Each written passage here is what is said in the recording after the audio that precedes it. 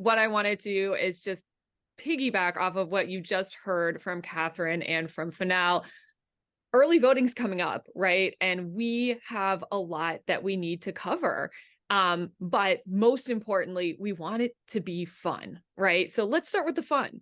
How do we encourage people to go vote early? We know that Republicans are trying to take this tactic away from the Democrats. Democrats were getting all of those votes in early in the last maybe 10 years or so. Republicans now know this is a great way to bank your votes and to save resources getting closer into the election time. So we want to make sure that we are on top of it this year, and we're doing it through vote early parties. So I'm going to put two examples of vote early parties into the chat. One is happening in Virginia Beach, and it's called Come On Barbie, Let's Go Party.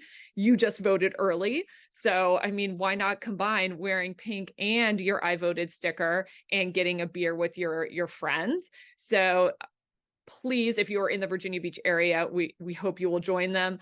There's also going to be a voted early happy hour out in Loudoun County, which is going to be spectacular as well. But if you don't have one of these events already organized in your location, please do it, and share it with us so that we can, at a future power lunch, let people know, hey, we're coming together, we're going to go vote, and then we're going to go party, right? And enjoy the fact that we have a democracy where we get to have a voice. So step one is, if you don't already have a fun plan for voting early, make one and invite your friends, especially those friends who are not your political friends, those friends who you hang out with for other reasons. Encourage them to come and vote early. The other thing we want to make sure we're doing is informing voters. Some of the things we need to make sure they know are: one, where and when they can vote early. So that's different for every location. So make sure you find out for yourself and then share it with your neighbors and friends.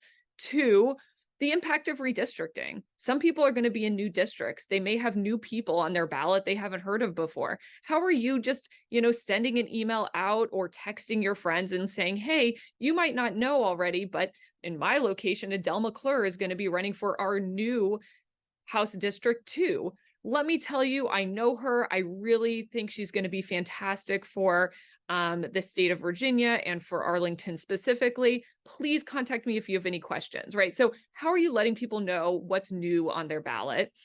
Three, party affiliations of local candidates, right? If you've got school board members or other people who are local candidates, people don't know which party they're part of. And especially for early voting, we're not sure how many local Democratic committees are going to be out there already with sample ballots. So that means some of those early voting days, people may not know, wait, who is the person I'm supposed to be voting for? Who is aligned with my values? So again, help educate people about who's on their ballot, who represents Democratic values.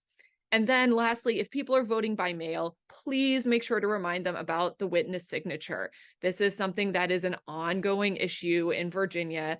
We've tried to get rid of it. It is still there. Please, please remind people that they have to get a witness signature. Otherwise, their ballot doesn't count.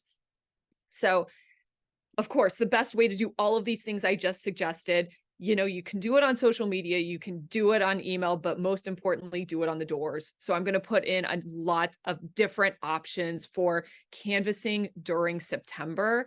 I am encouraging and challenging everybody on this call to pick at least one of these weekends of action. They are all being led by grassroots groups, and I want to make sure that we are getting on the doors to support our candidates.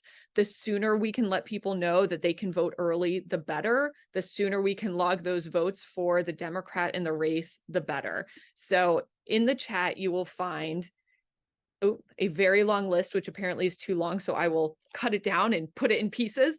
All of those options. During this power lunch, please sign up for at least one of those canvassing weekends. Just to let you know, some of them are going for Josh Thomas in Manassas, and that's this weekend. Then Josh Cole and Josh Griffin on September 23rd. We've got canvassing for Nathan McKenzie and groups and other campaigns in his area on September 9th. On September 16th, we've got canvassing in Leesburg for Russet Perry. And then September 30th through October 1st, we're going to be canvassing for Karen Jenkins down in even south of Virginia Beach. So we want to make sure we're getting people out on these doors. These are all key races that, based on current data, show are toss-ups. We have got to get in there, and we've got to make sure people know who these candidates are and get excited about voting for them.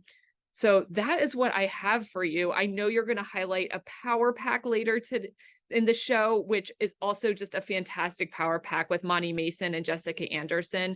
And Monty's Senate seat is so critical for us to hold blue to make sure that we continue to have that majority in the Senate. So that is another really important set of races to be supporting during September, but throughout the election cycle. Yeah, did we mention we're going down to Virginia Beach September 30th, right? That's our boots on the ground. Okay, good. And then lastly, hey, I'm surprised. I have a real quick question. Our budget thing on September 6th, what's your read on that? Youngkin's calling people back to the General Assembly about the budget. Do you have any news about that, or what we should be looking for? Yeah, so I sent out at least what I've heard. I haven't done a huge deep dive into it. Kay Corey had sent out an email basically saying they came to an agreement. For the most part, they're happy with, what things look like. And the goal is to go and vote it in so that we can move forward. I guess the only thing to do is, if you are concerned, definitely check in with legislators who are part of the conference on this, and just say, if there's anything you're a little worried about. I'm constantly worried about, public education budget issues. That was something that I know they were working really hard on, but I know that also that specifically the Senate conferees would not have agreed on something that they don't believe in. So I'm sure it's an election year, right? Election year. I think this was really interesting, and it really took so darn long, and people didn't have the stability around their budgets and so on. So hopefully that will, do some good. I was thinking, do we need to be down by the gate with some signs? I'm just saying. Anyways, thank you, Luisa. Anything else before we move on? And I'm so glad to see you. Yeah, last thing is just we will be having our coalition meeting on September 10th. And so I guess probably next Friday, I'll just make sure to share that link. If people are not already receiving my email, I'll have a link so that you can sign up to attend the coalition meeting. That's if you want to get more involved into some of the strategy around the elections, but we'll be having a deeper dive into what we're all doing for early voting.